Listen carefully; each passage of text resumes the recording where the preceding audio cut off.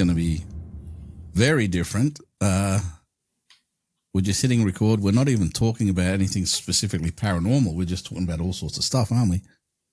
Yes, we are. Yes, we are. I think the most of everything we talk about, regardless, kind of circles into and falls right into the field of paranormal. Mm-hmm. So, how much of what you was telling me do you want to get into? Which one are you referring to? The movie or the movie? The movie, because that mask is wicked. Yes, nobody's seen it yet.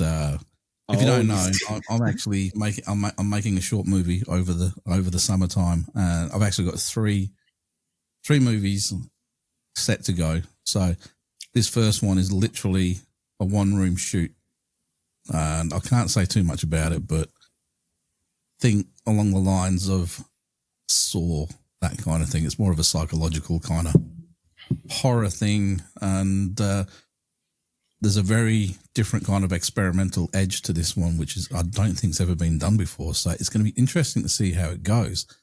I've already got my main lead actress.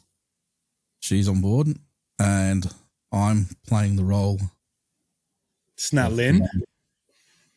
No, Lynn's going to be helping out behind the scenes. That's awesome. The premise of this, I would never do a shoot like this with Lynn being the person in the main chair. God, she'd kill me. No, the roles would reverse if we did that. But yeah, it's a psychological horror, and the idea behind it is somebody awakens in a very, very, very unexpected situation, and a little premise has been sort of put forward to her, and it's what ensures. It's the mind games about what it all means and things like that. And then obviously I've got to come up with a specific voice for this one, which I've already worked out what I'm doing in post-editing for it. So that's the first one. I can't tell you too much about it because I'm going to be... No. Now that little bit of video that I just showed you, I actually showed it to a couple of guys at work, and I got told by my manager that when it's out, when we have our next drafting meeting after it's out, we're all going to sit down and we're going to put it on in the boardroom and we're all going to watch it. Oh man, that's awesome. On a big projector and everything. So I can't say too much because people might be watching, and we'll see where it goes. But yeah, it's definitely something edgy. Now, the second movie is actually, because I've got 3 on the books at the moment. The second one, that video that's up on the Static Echoes channel, the one where Dion and I went out hunting the yowie. Well, I did a fair bit of test footage while I was out there because that's the sort of habitat where that film's going to take place.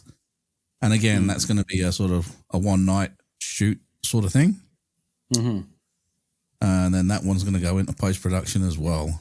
But the third one, which again, you've seen test footage for that, and I'm not going to go into that one. That one's probably going to be the biggest one. That's why I'm saving that one till last. So that'll be getting shot sort of February, March time, maybe next year. And that one's going to have a much bigger cast. It's going to have a much bigger scope. There's going to be several locations for this one. Is there a reason why you're waiting so long to start recording? Getting locations locked down. And with everything, my schedule is so busy. If I told you everything that I've got happening over the next 6 weeks, you would go, shit, I'm barely going to get a night to record. So I'm trying to make the most of it. This Sunday, I'm going to do some batch recording for the Static Echoes channel, and then get them put together and try and get all that done in one day, because there's going to be a spate of about 3 or 4 weeks where I won't be able to do any recording at all. So it's flat out And then obviously that'll be leading into the Christmas break.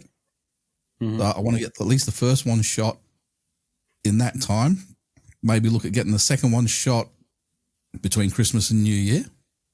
Okay. And then sort of January time, look at getting the big one, which is actually the first one that I started writing. And every time I look at it, I just go into a panic about how am I going to do this? How am I going to do that? And it involves me learning a lot of Adobe After Effects because there's a lot of professional level special effects in there. I could do some green screen stuff and some very basic, just grab a 3D model type thing. It looks shit. I want this to look schmick, so I want to do the right thing. So there's a learning curve in the editing process for that one as well.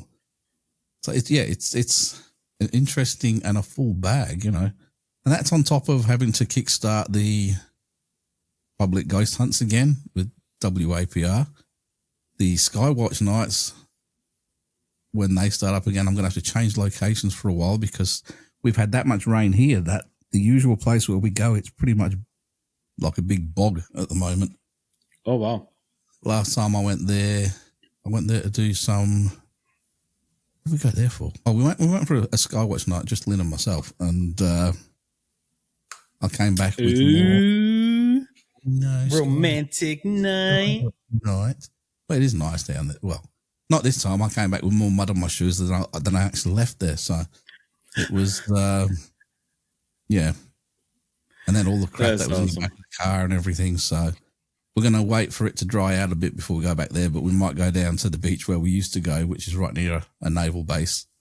And a lot of UFO activity always happens there. Oh, there's another place that we might look at as well, which is closer to where we've been witnessing this, what I like to call, I call it a portal, Everybody has their own opinions on what it is, but there's a lot of activity in one part of the sky. So there is a place a lot closer to that where we can set up. So we might do that as well and see if we can't get some better vantage points of this anomalous lights in the sky activity.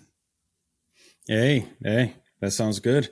I mean, I'm just really curious how, aside from everything what we saw on the video out there in the middle of the forest, you and Dion,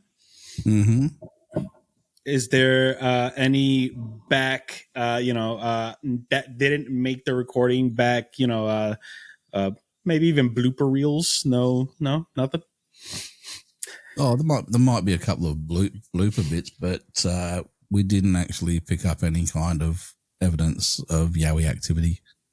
Like I said, when you watch the video, you look in there, you will see that we found that hollow tree, and there's a very thin spread of leaves in there, and a suspicious-looking mound at one side, which could potentially be used as a pillow type situation, but it could be just as easily be like an anthill and just how the leaves are blown in there. So we can't put anything to it, but it is a little suspicious at the same time. And then I said to Dion, it's all good and well us talking about this could be a place where a Yowie goes to sleep, but we're actually camping right in its front garden, right 5 meters away from the door. So if it does come back, we were definitely going to get something on video. Whether we were going to survive to actually share the video is a completely different thing. But yeah, nothing eventuated. That would be an interesting. I mean, because you already know where it is. Do you think other people might know about this location besides you? Because what I'm thinking is that, have you ever thought about leaving like a trail cam? We have discussed leaving a trail cam and having it set up overnight and see what picks up.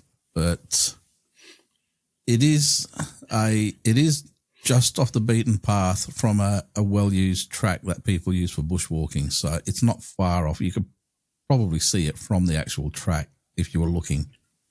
And we were obviously just trying to find some good spots to set up and everything. And like I said, I was using it more that night of just getting the two of us out there rather than a big group of people.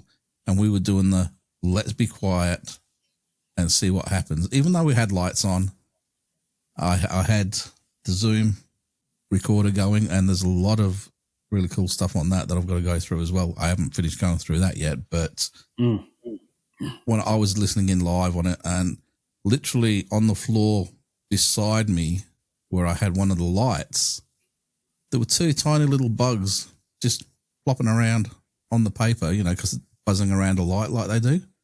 Mm-hmm. That Zoom was picking up almost every wing flap of them. What? So it's really sensitive. It is really sensitive. Wow. But even with that, I didn't hear anything that remotely sounded like a vocalization, which is what we got the first time we were out there. Mm-hmm. If you do go over to Static Echoes and look at it, on the first video that we did, we picked up two vocalizations, which actually set the dogs off, and the dogs were barking. So when we were doing a vocalization back to see if we could get a response, the dogs are going, they did. We weren't affected, so they didn't start barking when we were doing it. But when these other things did, I don't know if there's a infrasound component or a deeper note that we just aren't picking up with our ears. That set the dogs off. So there's definitely a difference there between what we were doing and whatever that was doing. And then later on, as you know, we got that thermal hit of something peering from behind a tree. So I don't know. What do you think it was? Well, whatever it was probably halfway up the tree, and it looked like a head peering out from the side of a tree. But do kangaroos climb trees out there? I'm just curious. No, this was a humanoid head like this. It wasn't a long sort of kangaroo type snouty setup. Do you guys have, because what was that? Man, it has a weird name, but we were discussing cryptids in Australia. Mm-hmm. And there was this, geez, I'm really kill this right now. It's like a panda / measle, something with teeth that kind of jumps down from the trees. Drop bear. A what? The drop bear. Oh, there you go. I mean, I'm just saying. No drop bears there. No? What about a cutting it? Cutting it? A what? Cutting it? I have no idea. Are you right? You didn't go to your doctor about that? I don't know what you're trying to say. Sounds like you're having some sort of seizure, mate. No. There was another cryptid in Australia that it was I'm a murder it right now, but it's like a cutnip or a nip cup or what? Oh, hang on. You're talking about the bunyip. Bunyip. You see, I wasn't that far off. Look at that. You probably thought my mic wasn't working.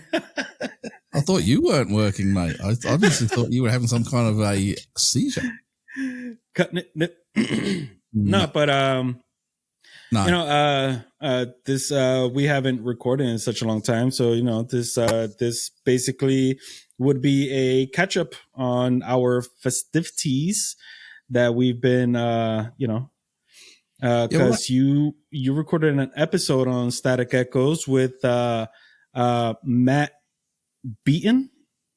Yep, Benton, sorry. Yeah. And I ended up purchasing it and watched it. It was quite different. I've never heard. Yeah, when I don't want to give any spoilers away for anybody who watches it. We're talking about a movie which is available on Prime pay-per-view and on YouTube pay-per-view. And it's a paranormal investigation that's taken place over 7 years, and it's actually called Evil Unearthed. And I don't want to give any spoilers away, but it starts off, they're in the crawl space underneath I believe it's the Monroe House. And they found what they described as voodoo type evidence. And as soon as I saw it, I went straight to, no, that looks like witchcraft to me. That doesn't look like voodoo. That looks like, obviously there are certain elements of voodoo which are very similar to witchcraft. And I'm not talking about witchcraft. I'm talking about dark, exy witchcraft, not normal, what a lot of people practice. None of that sort of thing. No, this, whatever it was a definite intended. It was like an effigy of a person, and there was definitely some intent behind it all. And I won't go any further into that, but yeah, it was quite interesting. And I got to speak to him now. Matt Benton, obviously, I've been friends with him for a long time on Facebook, and we've chatted a couple of times. And he's also in the US Marine Corps, and he's currently stationed in I don't know if I should be saying this, but he's actually currently stationed in the Philippines. And he was in one of the sheds off to the side of the airport. So every few minutes we had to stop while the planes were going overhead and stuff like that. Gotcha. So if you watch it all the way through, you will see that there's a couple of times where we have to stop and then start again. And that's what that was all about. But he's an interesting character. He has, he originally started doing a TV show, again, a movie with a certain concept. And then with what happened, it completely shifted. As with a lot of things that happen in our field, something triggers and then you're off in a completely different direction. And that's where he went. And it's taken 7 years to get this all put together. And one of the interesting things that he was telling me about it is that there's no secrets. There's no hidden this or that. Literally every time he sits down, because he edited it all himself, every time he sits down and edits, he actually live streams. So people are talking to him and they're watching what he's doing and they go, oh, we reckon you should do this, or we reckon you should do that. So anybody who's watching him on his YouTube channel has an input in how the film gets edited. That's amazing. That's amazing. Pretty interesting. And because it's all being edited right in front of everybody, you know, there's no little fruity little, oh, let's put in a voice here or put in a something there. It's all legit. So yeah, I've never heard of anything being done like that before. It's really interesting. I know he's got a new project underway, which he'll come back on and talk about once that one's ready to go. So it's interesting stuff.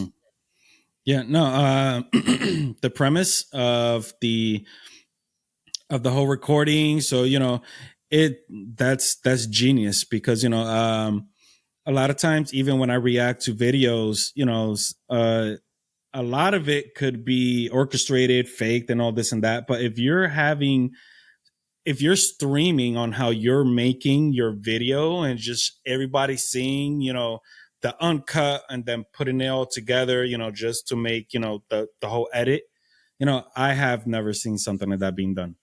I actually, you know, just the whole process, since, you know, I do also edit videos. Where's the entertaining part besides seeing the uncut? Because that's a lot of work. That takes a lot of time. A lot of time. But putting that Evil Unearthed out there, and then, you know, everybody that was part of that stream just seeing, I mean, it just gives it more of a legitimacy to it. Well, one thing I did say to him off air, and this was actually before we got started, and I said to him, I take everything with a grain of salt whenever I watch any of these new shows that have these big bold claims and things like that.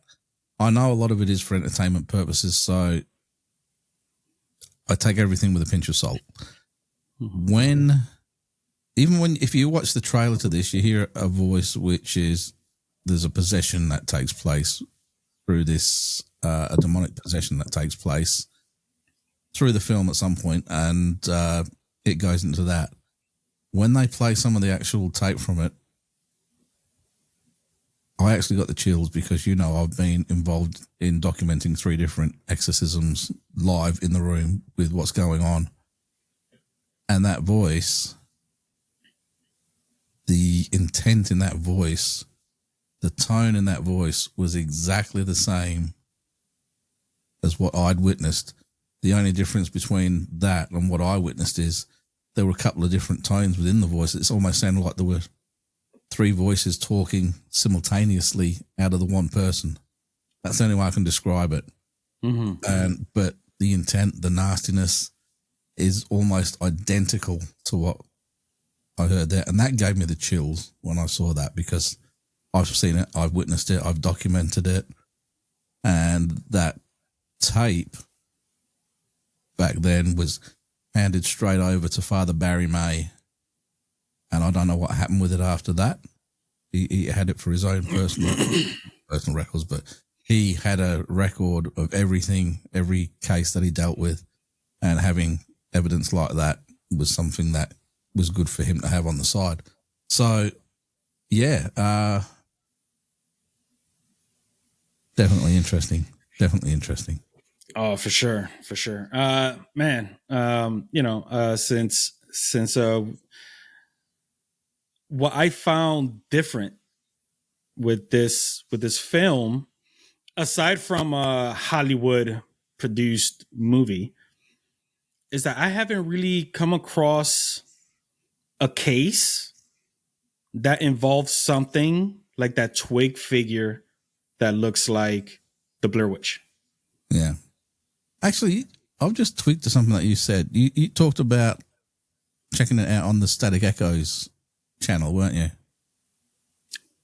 Yeah. You do realize I released it on this channel as well, the video version. Wait a minute. I didn't get no notification of that. So wait, so you guys have a video version of both? The video version is on the Shadow Files channel. I didn't get a notification of that. Yeah, we recorded video for for the Shadow Files, but I was going to use the audio for Static Echo, so I do two slightly different edits. Obviously, one with the Shadow Files intro and one with the Static Echoes intro. So no, I just saw the Static Echoes. I was just hearing it as I was driving to work. Yeah. Well, that's the beauty of this. Hang on, look at this. Oh man, little stickers. and God, it's noisy and annoying, isn't it? Little stickers. No. I don't know why I'm doing that with a hard, dodgy American accent, but little stickers. I mean, yeah. This sounded pretty good. Oh, that's awesome. That's cool. Yeah. So, I'm going to do a t-shirt order soon. So when I'll get a t-shirt sorted for you and send it over, and I'll throw a couple of stickers in for you as well. So that's thanks to Dion. Dion actually arranged those for us, and he gave them to us the night of the Yao investigation, along with Max's older brother behind me. What? Can you see him? Nice. Yes, I do. I haven't got a torch. Oh, hang on, I do. Oh, that was too much stretching for a week. Oh, there he is. I noticed him right away. I was like, wow, that's new. Almost a meter tall. Wow. Well, shout out to Dion. Thank you very muchos. Dion is an absolute legend, and what he is working on now for me, because he's got this awesome 3D printer. Have you watched? What? Well, that's how we did that. Have you watched the new Battlestar Galactica, the one from the 2000s? I'm just gonna say no. Well, he's printing me one of the new Cylon heads. Oh, so, that's awesome. And it's been he's doing it to the right size, almost that I could wear it, but my head's too fat for a Cylon. But it'll be the right size for the scanner light that they have. It's got that red light that goes like the front of Knight Rider almost, Oh. Is he able to pull that off?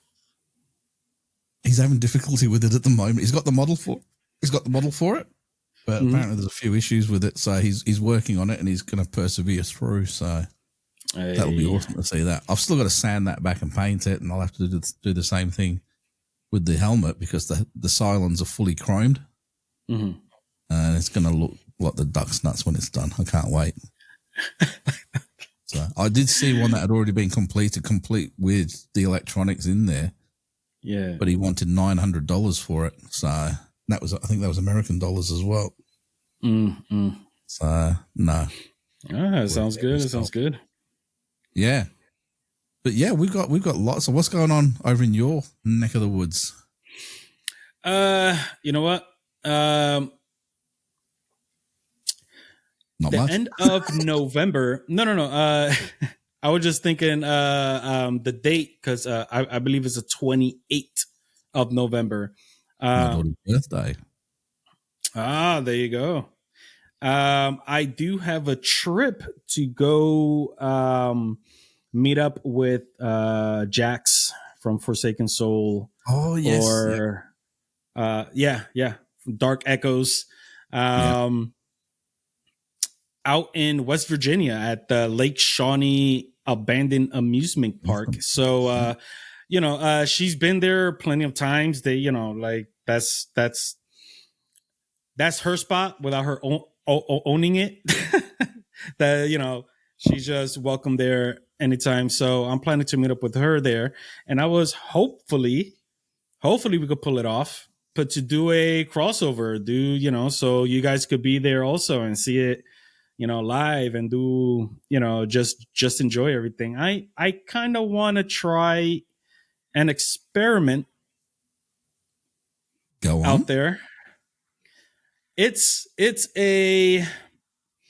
just not 100% sure how it's going to be worked out, but I would like to try to do an Estes method session while you guys are asking the questions. That can be done.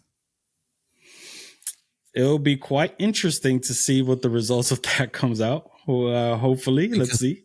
How we would do it is you would have headphones in at your end, plugged into your EVP device, whatever you're going to be using.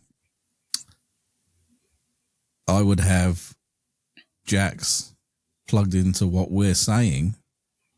So while I'm recording, I'm going to be recording your audio as well as our audio here. So people who are watching will hear the questions that we're asking. Jax will hear the questions that we're asking, but you won't be able to hear them full stop. So if we get intelligent responses, then we've got an international level Estes method session going. That is exactly what I'm talking about. And I won't be able to hear nobody that's with me there, let alone hear what you guys are saying. What you guys are saying. And I'm planning to possibly have like a little mic if, since I'm not going to be sitting close, to the camera, to my phone. Yeah. Yeah. So you guys could hear the responses. Yeah. Yeah. So then you guys could hear me good. And yeah, that's what I'm planning to do. That sounds good. That sounds really good. We'll have to make that a big, we could almost, hang on, can't do it live because the time frame doesn't work out, but we'd have to record it and put it up, because for us to do it as a live stream where we could ask the people who are watching to ask the questions, well, we could technically do it, but we'd have to do it in the middle of the first thing in the morning, your time. We will be there. If I'm not mistaken, I was going back and forth with Jax, and she said that we're all going to be getting together around 1 p.m. Saturday, which is, I believe, the 28. And we're going to be there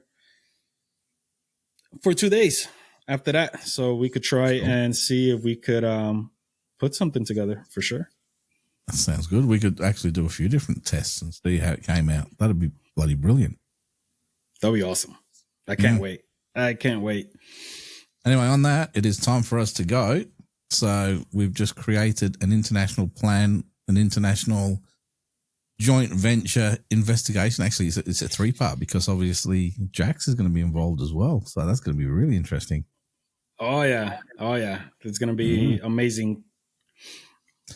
On that, it is time for us to go. So thank you, sir. And I will talk to everybody later on. All right. Have a good one, you guys. Peace.